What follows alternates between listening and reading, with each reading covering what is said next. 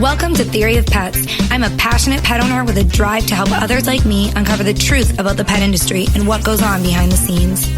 Talk about the non-core vaccines and talk a little bit about why.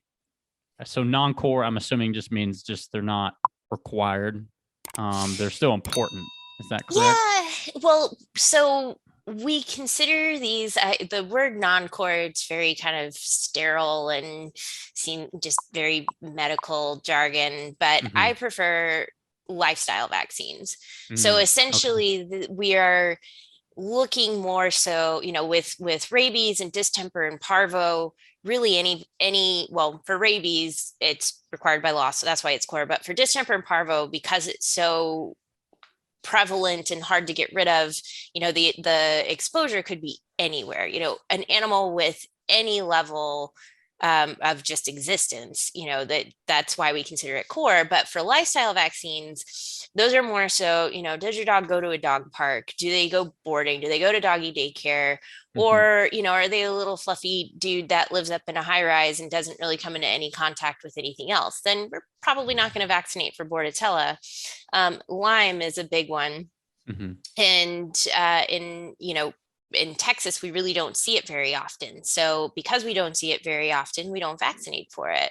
But a dog that's up in the Northeast, up in Boston, they vaccinate for Lyme all the time because it's so prevalent. And we have a few others, but that's essentially, where it's so important to just have a frank, candid discussion with your veterinarian, and really spare no detail on kind of the lifestyle of your pet, and they will help custom tailor what's appropriate, what's not appropriate. So you mentioned Bordatella and Lyme. Are there any other, or what other non-core vaccines are there?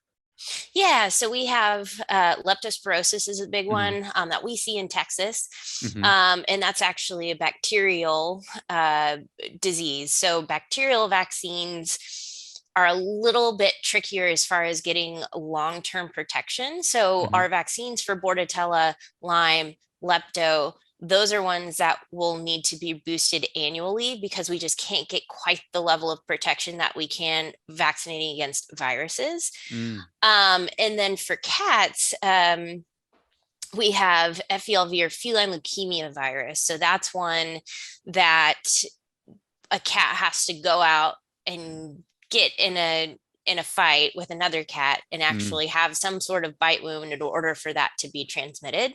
So if we have a big fat lazy cat that just vacates one or two house or rooms in your house and he never goes outside and has no interest, probably not going to vaccinate that cat for FELV. That actually reminds me, my sister, her and her boyfriend, this was back in college at FSU, they had a dog, or sorry, they had a cat named Molly, and